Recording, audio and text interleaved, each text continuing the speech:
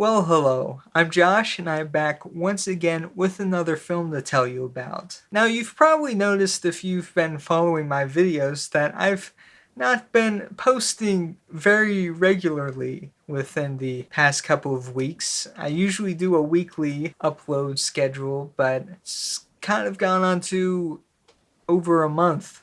And the reason for that is I've actually been working on a short film. I've had a lot of fun and learned a lot from doing these weekly you need to watch videos, but with the editing and the writing and the recording, it takes quite a bit to do. And so by the end of last year, I felt I definitely needed a break from that, and I had also been working out some ideas for another short film I wanted to do. And so through all of January, I've been working on this short film that I was hoping to get done in a couple of weeks initially. But the more I worked on it, the more I realized this is going to take longer than I anticipated. And also during that time, I noticed that several of my videos from the You Need to Watch series started getting relatively popular. I started getting a lot of new subscribers and more people were finding out about my videos. And so I realized I should probably start uploading a few more videos to the channel again. So here I am back. I don't know if I'm going to go back to my weekly schedule that I used to have last year. It's probably going to be an every other week, at least until I get my short film completed. And I'm hoping that should be done relatively soon. But anyways, I thought I'd just give an update of what's been going on. So I thought for my first film back, what better movie to start out with than Stanley Kubrick's 1964 film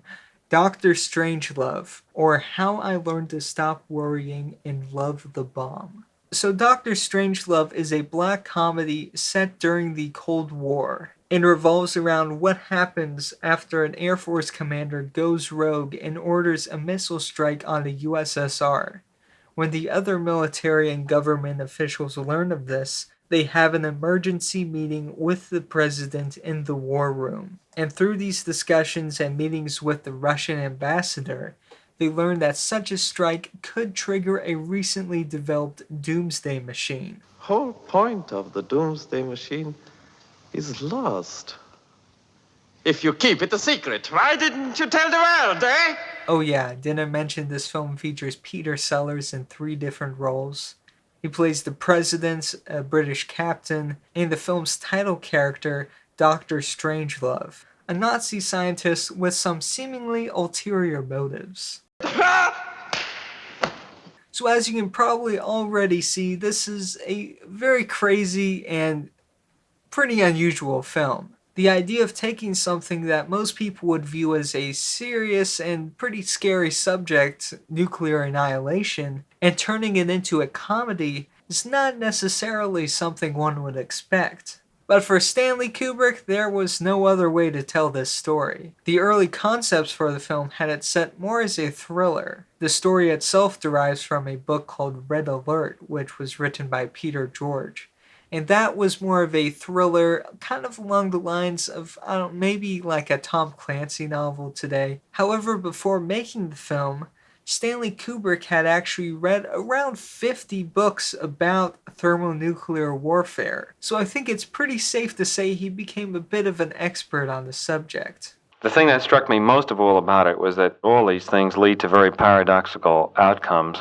And I suppose this was the most thematically obvious thing about Dr. Strangelove was the paradoxical outcome of any particular line of thought. And by this point, Stanley Kubrick had already garnered quite a bit of success. I'd say most famously through his collaborations with Kirk Douglas on films such as Paths of Glory and Spartacus. However, despite Spartacus being the film that really put Stanley Kubrick on the map, the production of the film itself was filled with tons of arguments and disputes over creative control between Kubrick and Kirk Douglas, ultimately leading in Kubrick leaving the US, going to England, and making the film Lolita as a way to get out of the Hollywood system. Incidentally, this would also be the first time he'd work with actor Peter Sellers, but we'll get back to him later. Anyways, Kubrick found out that he enjoyed working in the UK a lot, so much so that he actually lived in England for the rest of his life. So the next project for Stanley Kubrick was Dr. Strangelove, and this time he would not only direct but also produce. And by this point, Stanley Kubrick had already developed a bit of his own style over the past few years, with his stunning cinematography and often quite elaborate tracking shots. However, with Dr. Strangelove, Kubrick seems to have been trying out a few new things visually. Keep in mind, this film was made in 1964, a time when filmmaking was changing quite rapidly and things like the French New Wave were emerging. With film equipment getting cheaper, people were able to be more experimental with their films, and all the while new filming techniques were also being developed. And so with this film, Kubrick kind of incorporates some of these new techniques while also keeping his style that he's been creating. One part of the film that's kind of memorable for this is the battle scene. If you notice, the whole scene is filmed handheld, and it looks pretty realistic. Kubrick apparently told his cinematographer that he wanted this scene to stand out from all the other battle scenes that you would see in other films. And so the way they thought to do this was to actually make it look as realistic as they could by mimicking the dirty and shaky handheld camera work that you would see someone who is photographing an actual war, and using these techniques to make their fictional battle scene seem more real. And if you happen to be looking up some film writing about this, you would likely see this described as something called cinema verite, which means real cinema. And like I said, this is describing a fictional film that is photographed and acted as if it is a true event that is happening and is being documented. And so you're making your cinema, your film, look as real as you can. But anyways, there's a fancy term you can impress people with if you want. And I'd say another film that pretty famously draws on this technique would be Saving Private Ryan, specifically the D-Day scene at the beginning. Just like in Dr. Strangelove, the cameramen are clearly hunkered down, and you really feel like you're right there with them.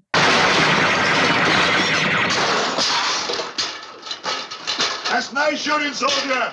One thing I find so memorable about Dr. Strangelove has to be the writing. Once you watch the film, you'll probably hear a lot of other people quote it and different references to it in films, and I think a lot of it comes down to the script. To write it, Kubrick collaborated with the book's author, Peter George, as well as with the writer Terry Southern, who would go on to write classics such as The Cincinnati Kid and Easy Rider. And of course, what came from it was a great script with very memorable characters, scenes, and lines. But what I really like about it is it's not only funny as a comedy, but the thriller aspect of the story also works very well. And so it still does a good job of keeping your attention and trying to guess what's happening next. Aside from the script, another memorable part of the film is the production design. I mean, the War Room specifically has a pretty distinct shape and lighting to it, and has clearly inspired several other films since. In fact, the location had become such a staple in pop culture that shortly after being elected, Ronald Reagan actually asked to be shown to the War Room, not realizing that it was just a location created for the film. Gentlemen, you can't fight in here. This is the war room. And now for the actors, and I think this film arguably has some of the most iconic performances in film history. Of course, the standout one is Peter Sellers, who plays Dr. Strangelove, the President, and Group Captain Mandrake. And I know that he is probably one of the most talked about aspects of this film, so I don't think I'll go too much further into his contribution other than to say that he is incredible in this. His ability to play multiple characters so distinctly and convincingly makes it that much more impressive. And he always comes to mind with somewhat more recent comedians like Jim Carrey or Mike Myers, people who will play multiple roles in their films. It always feels to me somewhat like a tribute to Peter Sellers. And this is not to say Peter Sellers was the first to play multiple characters in a film. In fact, prior to this, Alec Guinness, yes, that Alec Guinness, was known for similarly being able to inhabit several different roles in a film, transforming to completely different people pretty much at will. I'd say this is most evident in the film Kind Hearts and Coronets, where Guinness plays 8 different brothers and sisters. So I'm sure films like that were a huge influence on Peter Sellers. So then, with his performance, he became a huge influence on the people that come. To see one person play that many characters and to play each one of them differently, and each one so committed, especially, Dr. Strangelove himself. We all know that we've gathered together enough animals that we could slaughter, and then that was the first time you saw people suffering from Waldheimers. And as impressive as this is, one thing I find almost even more impressive was the fact that Sellers does not outshine anyone either.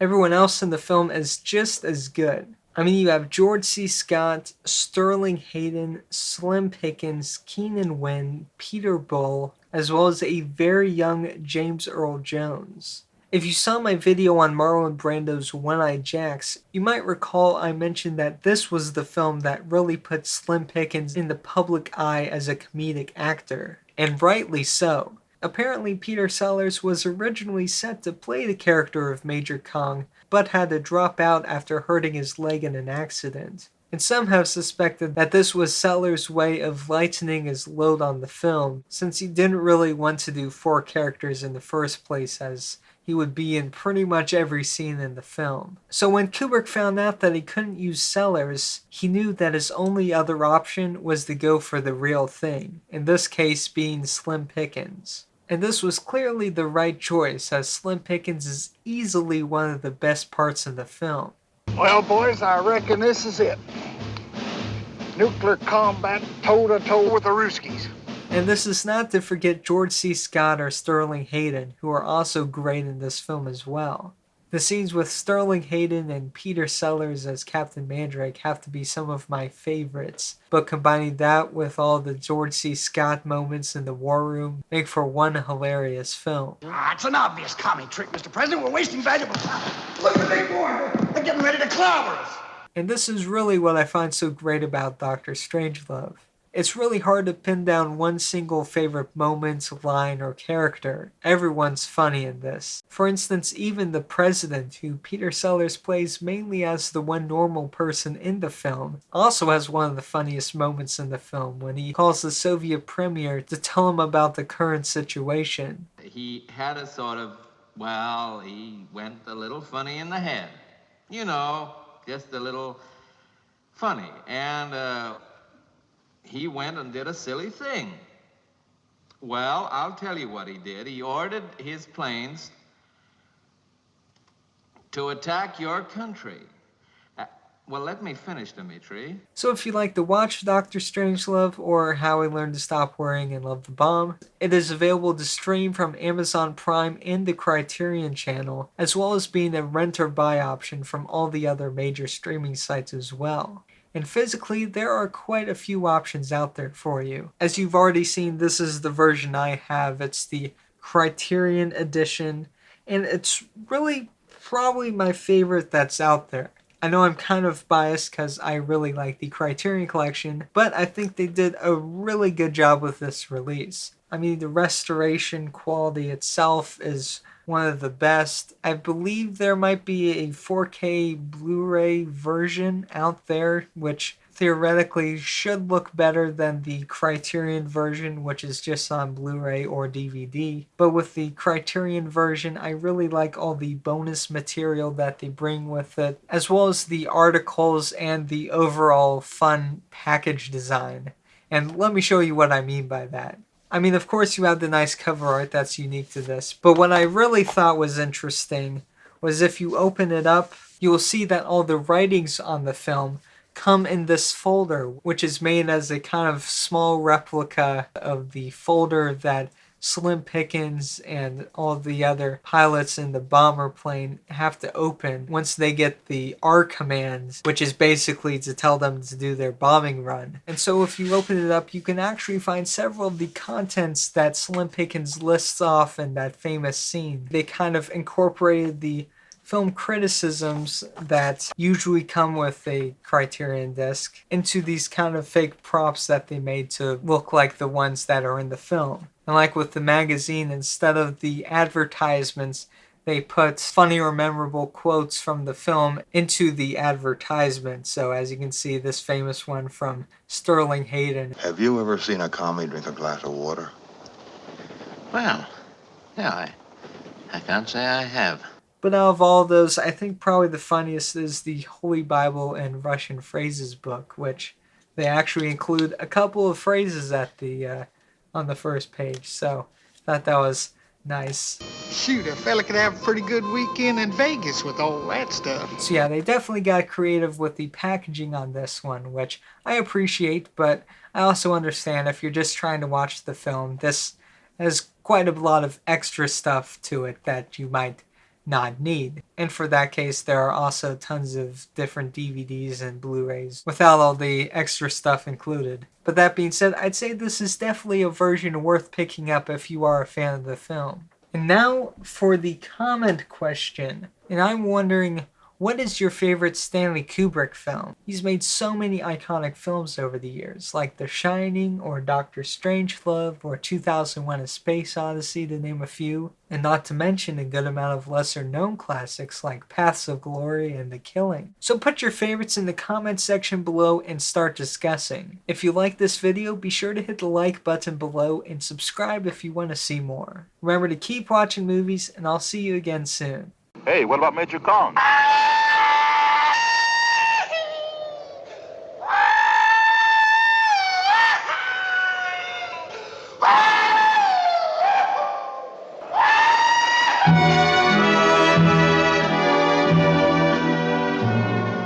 We'll meet again